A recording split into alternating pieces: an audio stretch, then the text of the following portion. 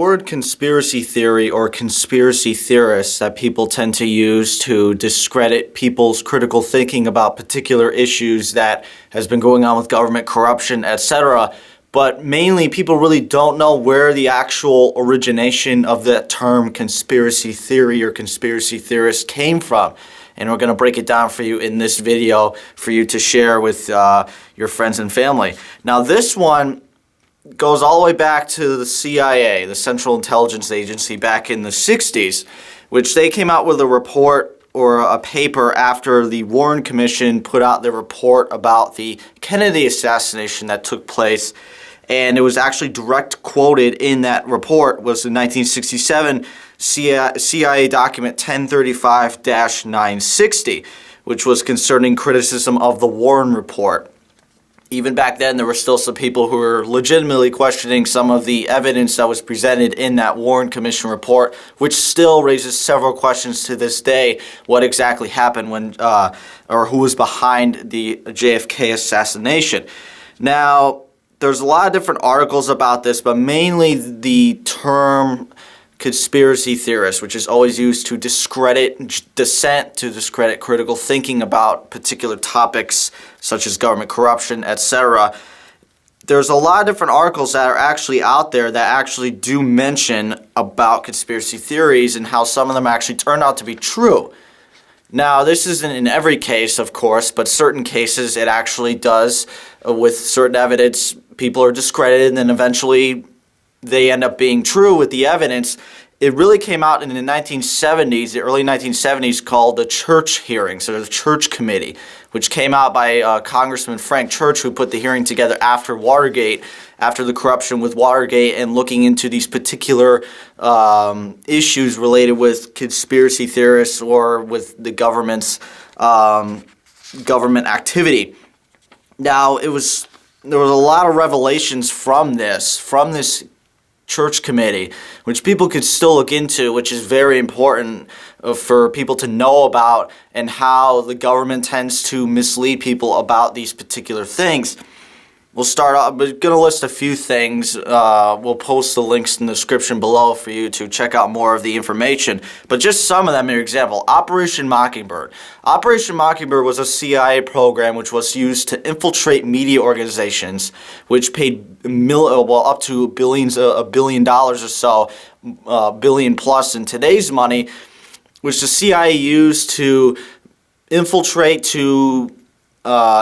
news organizations to put out their type of propaganda that the CIA or the government wanted to put out about news items, etc., stuff like that, which was very successful. That we still don't know whether they're actually still using it, but they did. There has been documented cases that they have used it, and there were people on the CIA payroll who were involved in media organizations to put out certain stories that the CIA wanted to put out for public consumption or propaganda. Another example is the heart attack gun, which some people might not know about, that the CIA actually came up with a weapon that was used as a dart mechanism from a gun to fire at somebody, and with a certain chemical reaction in the body caused a heart attack, or where someone could conveniently die, say natural causes, when the autopsy report comes out without any trace of the chemical that was from that gun. Now, again, that was never actually used that we know of per se, but it was on the drawing board in the CIA's operations because of this Church Committee hearing. Now, another important one was vaccines, which came out from the polio vaccine, which was related with the SV40, which was a weaponized version cancer virus, which was accidentally put in vaccines during the 1950s. One of the most important books I think people should know about related with vaccines and SV40 and how it was used to weaponize to basically kill people with cancer viruses that were put in the vaccines, accidentally put in the virus vaccines. It was a book called Dr. Mary's Monkey by Edward T. Haslam, which I definitely encourage people to read to learn more about, because it starts with the JFK assassination, then it broadens out into the idea that the SV40 was used as a weaponized cancer put in vaccines at the time. So again, that's another issue. I highly encourage people to read that book to learn more about that.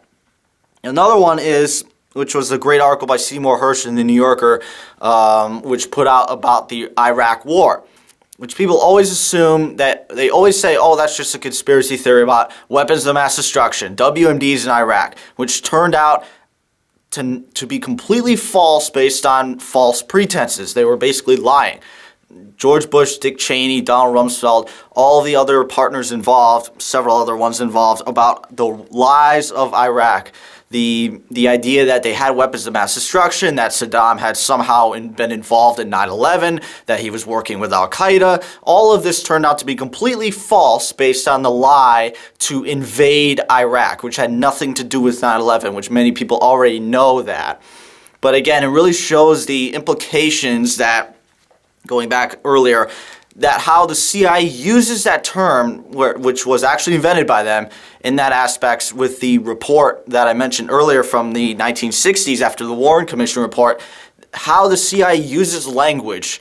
And we see this in different movies, different books, such as 1984, Brave New World, how doublespeak and newspeak and how language is used as a tool of propaganda, which the term conspiracy theory is always used to chill dissent, to silence critics, to silence critical thinkers from having any form of dialogue, having any form of debate, which we know that the CIA has used and is still continued to use to this day, regardless of how legit the information is or not, that it's still used as a term to silence dissent, to silence people from talking about key issues that are really important.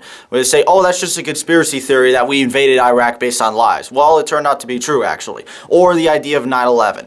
That we have to invade a country because they hate our freedoms, because of the 9/11 attacks, because they hate our freedoms overseas. All of these terms are still used and cleverly used in propaganda, such as movies, news, all of these different things to silence dissent. So again, for those, share this video to learn more about this information, because it really shows how they use keywords, how they use words, conspiracy theory, crazy, all of those different keywords to silence dissent about these particular issues, whether it's anything for that matter. There's so many other ones that actually turned out to be true. This is just a few examples. You can look up the rest. There are a lot of other ones, but I can't fit it in this one video for people to check out, of all these different conspiracy theories that turned out to be true. So again, it's used. The CIA uses clever propaganda like this to silence dissent, to suppress the truth or suppress information that should be used as an open mind for people to know more about how the war works and how it's going on. Another example would be the Bilderberg Group, or conspiracy theory like that people say, oh, that's no big deal, they're just meeting in a secret location for 3 days, which happen to be under armed guards and a total lockdown with several intelligence agencies, the Mossad, NSA, CIA, FBI, all of those different examples, but it's still no big deal because it's just the most powerful people in the world, a meeting in secret locations deciding policy for us. I don't know how anybody would be okay with that. The important thing is that it should be used as a dialogue for people to know about this type of information, about the Bilderberg Group, about how the government lies to justify war. All of these different examples that are brought out into the light. Again, sunlight is the best disinfectant in these particular cases. So again, I highly encourage people to check out the links. They'll be in the description below for the books that I mentioned related with the SV40 vaccines, the articles related to the conspiracy theories that turned out to be true. And if you like this video, click the like button and subscribe. Don't forget to subscribe for all of our videos coming soon. Lots of different interviews about these topics, and check out all of our other interviews with whistleblowers and much more. So many different videos about those topics that people should know about, and definitely share them and get involved and be because education is the important thing first. Before we have to have a revolution, we have to have a revolution of consciousness. So again, thank you so much everybody for watching, and stay tuned for more videos coming soon.